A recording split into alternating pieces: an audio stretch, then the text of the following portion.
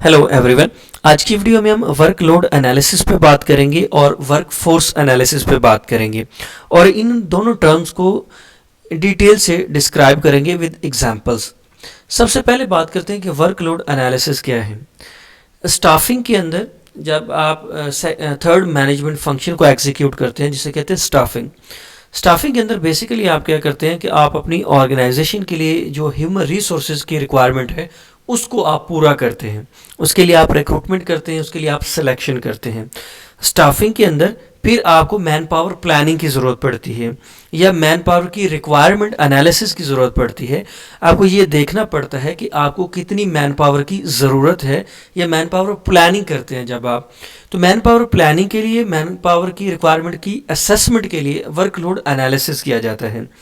Workload analysis की जो term है ये बेसिकली ये डिफाइन करती है कि आपकी ऑर्गेनाइजेशन का काम कितना है, the work needs to be done.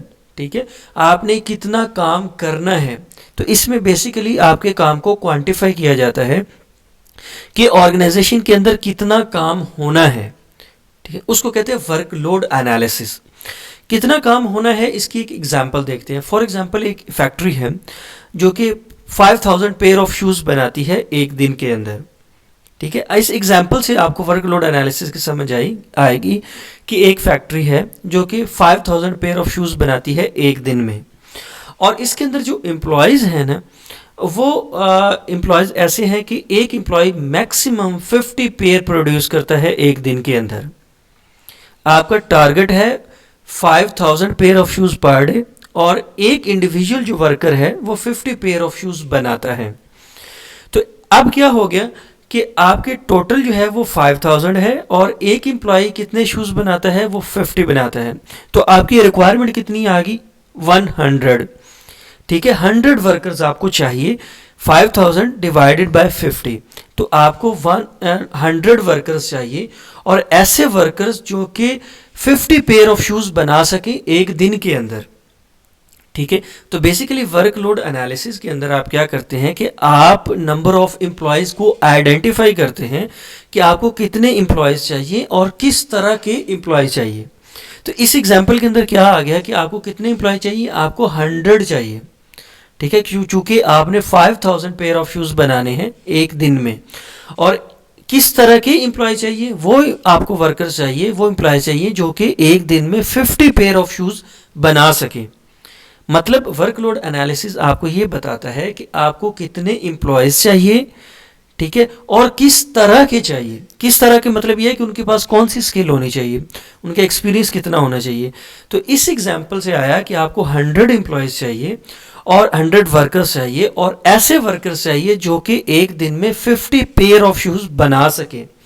ठीक है, तो यहाँ पे आ गया क्लियरली कि आपको कितने नंबर ऑफ एम्प्लॉयज चाहिए और किस तरह के चाहिए, ये आपको बताता है वर्कलोड एनालिसिस। ठीक है, अब जो नेक्स्ट टर्म है वो है work force analysis. Work force analysis के अंदर आप ये देखते हैं कि आप पहले तो वर्कलोड एनालिसिस में आपने ये डिफाइन कर दिया कि आपका काम कितना है और उस काम के अगेंस्ट आपको कितने नंबर ऑफ एम्प्लॉयज चाहिए और किस तरह के एम्प्लॉयज चाहिए। अब आप करते हैं work force analysis. Work force analysis के अंदर आप ये करते हैं कि अब आप देखते हैं कि आपकी ऑर्गेनाइजेशन के अंदर कितने एग्जिस्टिंग एम्प्लॉयज़ हैं।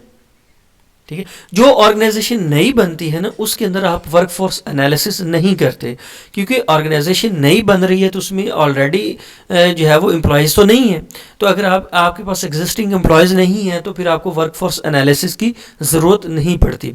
वर्क फोर्स एनालिसिस की ज़रूरत आपको तब पड़ती है जब आपकी ऑर्गेनाइजेशन पहले से एग्जिस्ट कर रही है, पहले से ऑपरेट कर रही है, तब फिर आप वर्क फोर्स एनालिसिस करते हैं। वर्क फोर्स एनालिसिस में आप ये देखते हैं कि आपका कोई भी इंडिविजुअल वर्कर जो है वो ओवरबर्डन ना हो, उसके पास बहुत ज़्यादा काम ना हो, और कोई ऐसा एम्प्लॉय ना हो जिसके पास बिल्कुल काम ही ना हो या कम काम हो। तो आपने बैलेंस करना होता है कि सबके दरमियान जो काम है वो इक्वली डिवाइड करें, कोई भी ओवरबर्डन ना हो और कोई भी लेस बर्डन ना हो।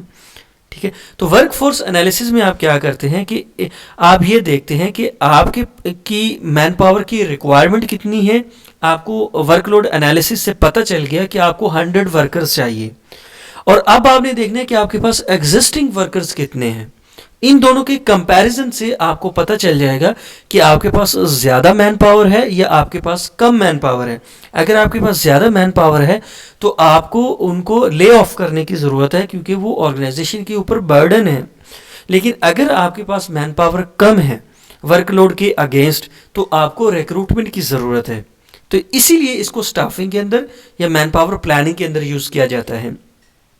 अब वर्कफोर्स एनालिसिस की हम एक एग्जांपल देखते हैं। जैसे हमने पीछे वाली एग्जांपल में देखा ना कि आपको 100 वर्कर्स चाहिए, और वो वर्कर्स चाहिए जो कि एक दिन में 50 पेयर ऑफ शूज़ बना सकें, तब ही आप अपने 5000 पेयर ऑफ शूज़ का टारगेट पूरा कर सकते हैं। सपोज आपकी ऑर्गेनाइजेशन के अंदर 80 वर्कर्स काम कर रहे हैं और वो वर्कर्स हैं जो कि एक दिन में 50 पेयर ऑफ शूज़ बनाते हैं। तो अगर आप 80 को 50 से मल्टीप्लाई करें तो ये बनता है 4000 पेयर ऑफ शूज़। मतलब आपके पास जो एग्जिस्टिंग मैन पावर है वो है 80। तो इससे जो आप नंबर ऑफ यूनिट प्रोड्यूस कर सकते हैं ना शूज़ के, वो 4000 है, इससे ज़्यादा नहीं। और अब आपका टारगेट कितना है, वो है 5000 का, और 5000 से 4000 माइनस करें तो यहाँ से डेफिसिट आता है, वो है 1000 पेयर ऑफ शूज़। कि आपका टारगेट था 5000 का और आप प्रोड्यूस कितने कर रहे हैं, वो है 4000। तो अब आपके पास जो डेफिसिट आ गया ना वो 1000 पेयर ऑफ शूज़ का है। और एक एम्प्लॉय जो है या एक वर्कर जो है वो 50 बना सकता है। तो अगर आप 1000 को 50 पे डिवाइड करें तो यहाँ से जो वैल्यू आती है ना ये है 20। मतलब आपको 20 वर्कर्स की एडिशनल ज़रूरत है। आपके पास 20 वर्कर्स जो है वो पहले से कम है। मतलब जो वर्कलोड एनालिसिस किया था ना, वर्कलोड एनालिसिस के अंदर आपने क्लियरली डिफाइन कर दिया था कि आपने 5000 पेयर ऑफ शूज़ बनाने हैं और एक वर्कर जो है वो 50 पेयर ऑफ शूज़ बनाएगा। तो इस हिसाब से आपको 100 वर्कर्स चाहिए, जबकि आपकी ऑर्गेनाइजेशन के अंदर जो वर्कर्स हैं वो हैं 80। तो 100 और 80 का जो डिफरेंस है ये बनता है 20, कि आपको 20 वर्कर्स और चाहिए। तो बेसिकली वर्कलोड एनालिसिस और वर्कफोर्स एनालिसिस से आप अपनी मैन पावर की प्लानिंग करते हैं कि आपको के पास मैन पावर होनी कितनी चाहिए और है कितनी। अगर जितनी होनी चाहिए उतनी नहीं है, कम है, तो आपको रिक्रूटमेंट करने की ज़रूरत है, आपको सिलेक्शन करने की ज़रूरत है, आपको जो है नए एम्प्लॉयज़ को हायर करने की ज़रूरत है। लेकिन अगर आपको चाहिए कम और आपके पास ज़्यादा मैन पावर है तो ऐसी सूरत में आपको ले ऑफ की ज़रूरत है कि आपके जो एक्स्ट्रा एम्प्लॉयज़ हैं वो आपके ऊपर बर्डन है। तो ये था वर्क लोड एनालिसिस और work force analysis. I hope you understand my point. Please subscribe my channel. Thank you very much.